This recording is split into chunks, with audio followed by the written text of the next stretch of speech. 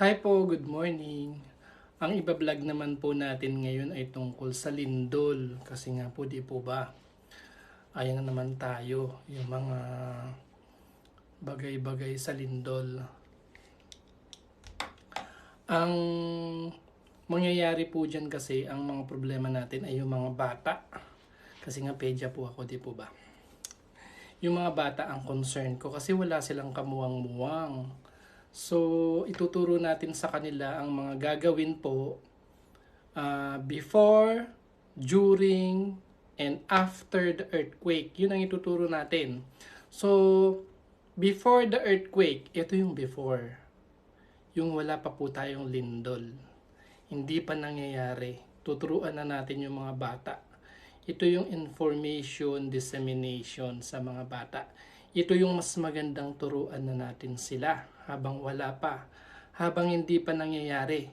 Hindi sapat yung anak mo, ay, the earthquake is the movement of the tectonic plates, ganyan, ganyan, ganyan. Pero pagka actual na, hindi niya alam ang gagawin niya. Kaya po, kailangan turuan natin sila ng mga basic. Ayan.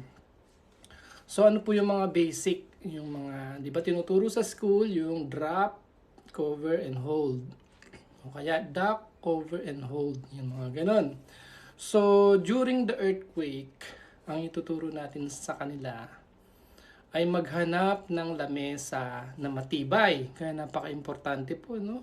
Kapag yung lamesa natin matibay, diba? Doon ang una kasing pupuntahan natin na maghanap tayo ng lamesang matibay. Hindi yung plastic na lamesa. Yung iba sinasabi po, pumunta daw po doon sa gilid, sa dingding, sa biga, yung pundasyon ng bahay. Kaso sabi ng mga eksperto, although safe doon daw, mas pinaka-safe yung sa ilalim ng lamesa. Ayan po. Tapos, lumayo sa mga bintana.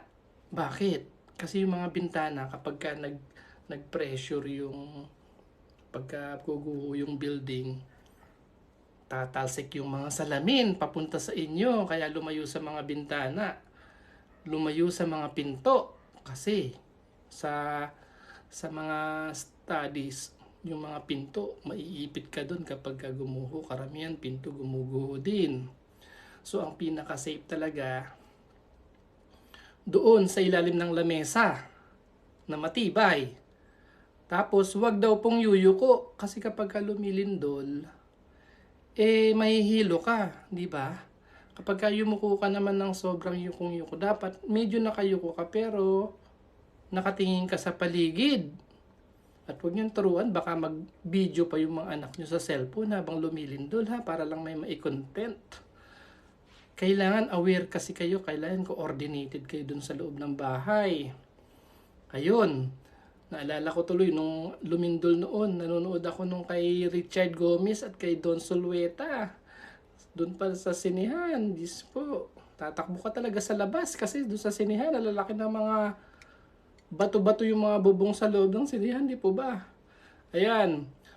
So, after the earthquake, hindi yung, ay, kampante na tayo, tapos na. Hindi, kasi meron pa yung ituro natin sa mga bata na merong aftershocks. O di po ba? Nga pala, during the earthquake, balik tayo sa during muna. Pag nasa labas, halimbawa nasa kotse, itabi mo yung kotse dun sa mga walang puno at walang mga power lines kasi babagsak yung excuse me, babagsakan din yung kotse niya, di po ba? Tapos pag lumabas ka naman sa labas, yung mga kuryente at puno, ingat ka, dapat dun sa open space yung walang babagsak din sa iyo. Pag sa loob ng bahay, nakakatakot talaga, babagsak sa'yo, semento, di ba? Bubong, bakal, kaya talagang napaka-importante, no? Kailangan talaga yung lamesa natin. Kaya ngayon pa lang, di ba? Kailangan bumili na tayo ng matibay na semento. Ay, semento. Lamesa. Sorry po.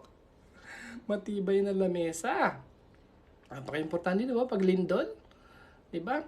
So, after the earthquake, hindi pa tapos kasi meron pang aftershock. Naalala ko, yung ka-eskwela ko dati, doon college pa ako, akala niya okay na, no? So, lumindol uli.